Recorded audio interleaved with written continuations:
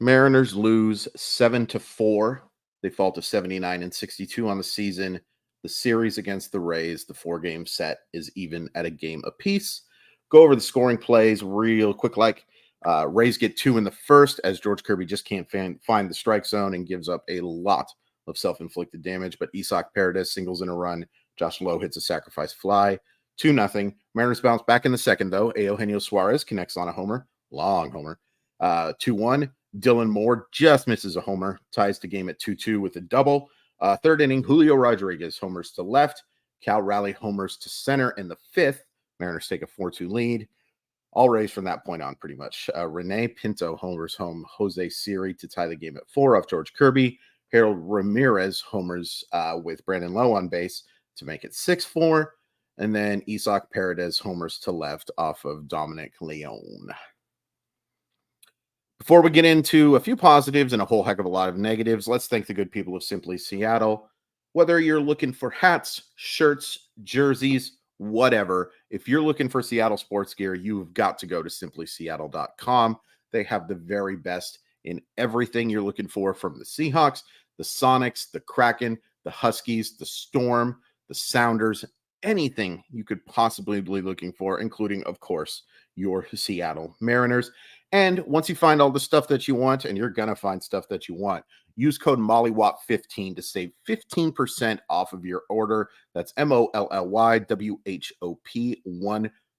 Just apply that at checkout after you find all your good stuff. I'll link it in the description. But thank you so much for sponsoring the show, Simply Seattle. This was a rough one. This is a huge loss in what could have been a huge win. And that's obvious. Point is obvious. And every loss from this point on is just huge. Just like every win is huge. 21 games to go. And losses like this really just stick out like the sore thumb. Let's go over a few positives. Really nice day from Eugenio Suarez, going 2 for 4, hitting that long homer. Awesome to see him drive a baseball. Need it. Really need him to be effective. Nice to see Julio and Big Dumper also add in with homers, 3 homers today. Moore gets on twice. We'll take that. Absolutely the right decision to bench Josh Rojas, who has a terrible at-bat, by the way, in the 9th inning. Nice game from Moore. Anybody else really? Mike Ford draws a couple of walks. That's fine. It's better than getting out.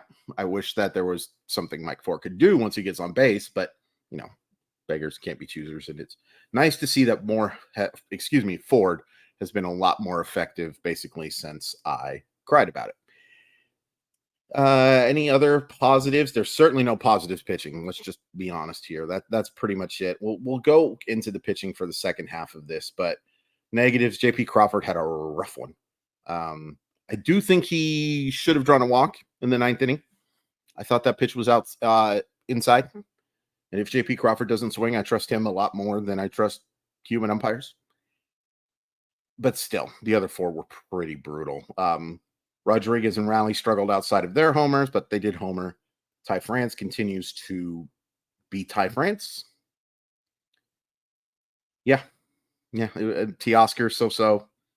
A couple of big strikeouts, looked lost in his at-bat against Pete Fairbanks. A lot of people look lost in at-bats against Pete Fairbanks, to be honest. He's a good pitcher. So let's just get into the pitching, and let's get into one of the more controversial things I think that's happened in a Seattle Mariner game in quite some time, the decision to leave Kirby in. So you're going to look at the line, and you see 6 1/3 innings, 4 runs, 2 walks, 6 strikeouts, and you're going to say, But then you're going to look and see, okay, he gave up the 2 runs in the first when he just could not find the strike zone, which is weird to see. George Kirby's command is control, because I want to talk about the difference between control and command. Control is as good as it gets. Walks a couple batters, hits a batter, just didn't find it, but he gives up 2 in that one, and he gives up 2 to his last batter he faces in the 7th. And in between, doesn't give up anything. And you're going to say, well, that's actually pretty good. I don't necessarily even disagree with you. I think it's misleading for how Kirby pitched in this game. There were some strikeouts, but there was a lot of hard contact. His command was bad today, and it's rare that his command is actually bad. But he wasn't good today. This was not a good start from George Kirby. No, if you just look at the box score or if you look at the results, you might say, eh. I think it's a lot worse than eh. And I'm a little concerned because there have been a lot of not great starts from George Kirby as of late. And he is so important. So important. I don't think you can overstate how important Castillo, Kirby, and Gilbert are. The Mariners have to win those starts because you just don't know what you're getting from these next two. You don't. It's a complete crapshoot guessing game. My dog just snored again. I think Molly has a record in games of snoring. That might be the first one that we've lost where we've had a Molly snore in it. Maybe that's a good sign. I don't know. It could be a terrible sign. Anyway, the decision to leave Kirby in is one I saw. I made a mistake and I tweeted. Always a mistake. Never do it. Malinowski's Law. Look it up. I tweeted that it was a huge mistake in both results and process, and I still agree with that. Many of you disagreed. I'm going to say this as nicely as possible. I don't care what you think. I really love your support. And I really, really, really appreciate it. And there will be times where I ask questions and I want to have a debate. But one of the things I have to learn, this is on me, is if you tweet something, it is basically opening up yourself to saying, I want to have a discussion about this. When that's not true. I don't. And I think it was a massive mistake, and I think it's one of many that Scott Service has made with starting pitchers today. Well, yes, today. But just the one mistake today. But a lot of them, I think, in 2023. There was way too much hard contact. There was hard contact in the inning before. Teoscar Hernandez has to make a running catch at the wall. Really nice play, by the way. Read that baseball really well and made a nice running catch that kept that game at 4-2. Gives up the hard double. Doesn't fool the next hitter after a sacrifice fly. And he leaves him into, yes, Rene Pinto is not traditionally a great hitter. But he's been hitting the baseball really well lately. And I've already read that there were a lot of bullpen arms not available today. And that's a failure by the Seattle Mariners, more so than Scott Service, for trading away your closer and for not addressing the starting pitching. Because I get it. You have to relieve those guys because you don't know what you're getting from 40% of your starters anymore. Probably should have addressed that. You can talk about injuries all you want. There was a deadline. There were plenty of starters available. You chose to go this route. You chose to rely on Brian Wu and Emerson Hancock and Bryce Miller, who, again, all those guys, long-term, love them. Like Emerson Hancock more than love, but really like Bryce Miller and Brian Wu in the long term a lot. But you should have gone and got another starter. I think I'm dancing around this. I thought it was a terrible decision. A terrible decision to leave Kirby in the game. And you're going to look at Isaiah Campbell, who came in and threw 2/3 of an inning and gave up 2 runs, including the basically game-losing homer. Not basically, it was the game-losing homer. Although we'll talk about Leon in a second. He didn't help. You don't have to go to Campbell. You have 9 bullpen options. Let's say 4 of them were down. That still leaves 4 other dudes that you could have used here. I don't get going to Campbell back-to-back. As good as Campbell looked yesterday, I thought it was a mistake to bring him in this situation. I would have rather seen Trent Thornton. I honestly would have rather have seen Saucedo. There is a lot of evidence that relievers struggle in back-to-back outings. And as good as Isaiah Campbell looked yesterday, and I think he's a success story without question. I don't get it. And I definitely think it was a mistake. If you're going to bring Campbell in, bring him in to start the 7th inning. Give him a fresh chance to go in there. It is a lot less high leverage of a situation to have him pitch in a 2-run game. High leverage still, no question about it, than it is a 4-4 game. Knowing that not only is he facing he's facing the top of that lineup. He's facing the best hitters. I thought it was a tremendous mistake by Service, and we've seen a lot of them, I think, this year. Really like Scott Service. But this has been, I think, one of his best managed internal jobs, keeping this club together, and one of his worst on-field jobs.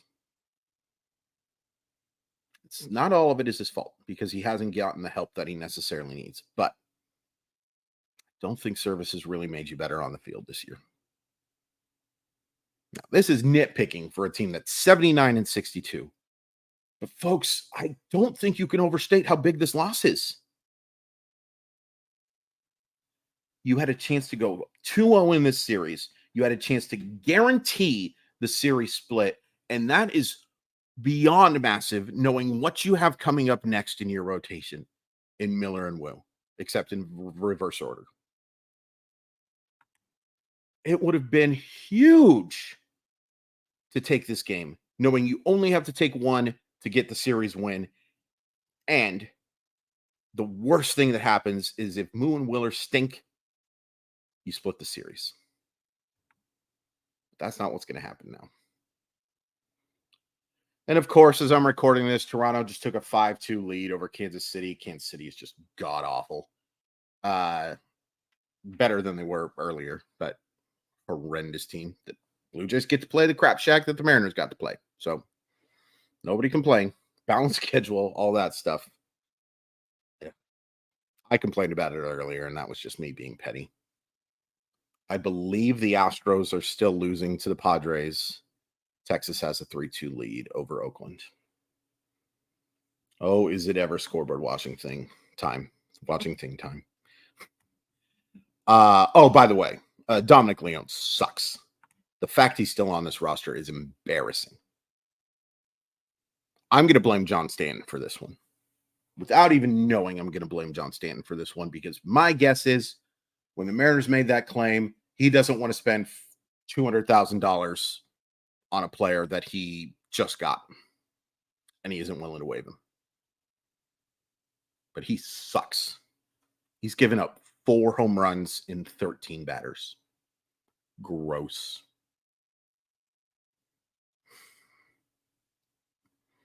What a bummer.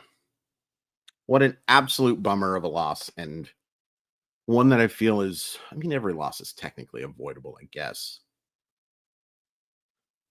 But I hated the process on top of the results of this one in the late innings. Hopefully they bounce back tomorrow and guarantee that series split. Because asking these 2 rookie pitchers to get both, not impossible, is a lot. It is a lot. Please hit like and subscribe. Follow me on that stupid website, even though apparently I just said I don't value your opinion. I'm sorry that came off super mean.